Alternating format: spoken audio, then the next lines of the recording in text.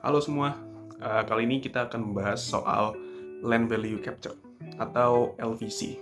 Jadi, apa sih LVC itu ya gitu. Jadi, kalau dari Kementerian Koordinator Bidang Perekonomian, LVC itu dapat didefinisikan sebagai suatu kebijakan pemanfaatan peningkatan nilai tanah yang dihasilkan dari investasi, aktivitas, dan kebijakan pemerintah di mana suatu kawasan itu dengan menggunakan dua basis penerapan, yaitu LVC berbasis pajak dan LVC berbasis pembangunan.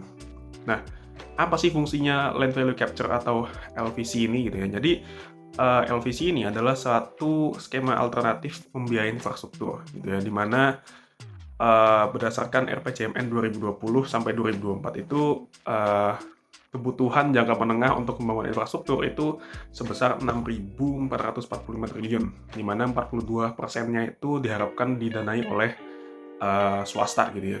Sehingga sebesar 2.700 triliunnya itu kira-kira diharapkan didanai oleh swasta.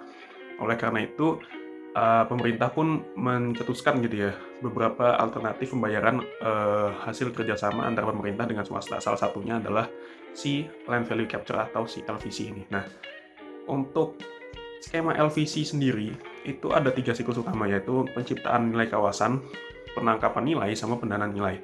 Penciptaan nilai kawasan itu dibentuk dengan kegiatan pembangunan yang berpotensi meningkatkan nilai kawasan.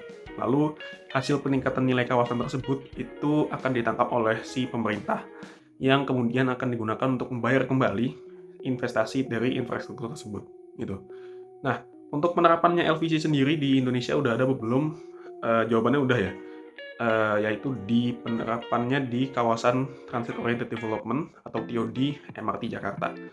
Nah, jadi untuk pembangunan TOD MRT Jakarta sendiri di tahun 2022 itu udah ada 15 ya, udah 15 pembangunan di mana 4 diantaranya itu udah selesai.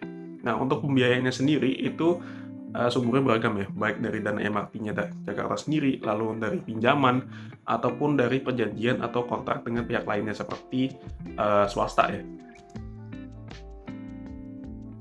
Nah, pembangunan TOD Jakarta ini apa hubungannya dengan si LVC gitu ya. Nah, jadi pembangunan kawasan TOD MRT Jakarta ini dinilai memiliki dampak positif terhadap nilai kawasan yang dibangun kawasan TOD dengan rata-rata kenaikan nilai lahan akibat pembangunan MRT Jakarta itu bisa mencapai 5,1%. Nah, peningkatan nilai kawasan ini itu berdampak pula dalam bentuk kontribusi gitu ya, atau pajak baik kepada MRT Jakarta ataupun kepada Pemprov DKI Jakarta, di mana potensi penerimaan dari si LVC ini sendiri dari tahun 2023 sampai 2069 potensinya itu bisa mencapai 62,1 triliun untuk fase 1 dan fase 2 pembangunan TOD di MRT Jakarta gitu.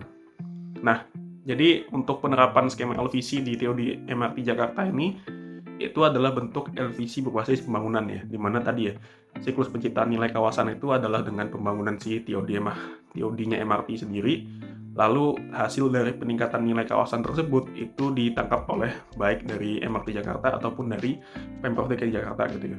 Kalau untuk Pemprov DKI Jakarta ya tentu untuk membayar kembali gitu, membayar kembali hasil pembangunan infrastruktur. Lalu untuk MRT Jakarta sendiri itu bisa digunakan untuk subsidi gitu ya, baik subsidi tiket dan lain sebagainya gitu, untuk menciptakan public transport yang lebih murah gitu ya, lebih terjangkau untuk semua kalangan. Mungkin sekian pembahasan saya tentang Land Value Capture. Terima kasih, sampai jumpa.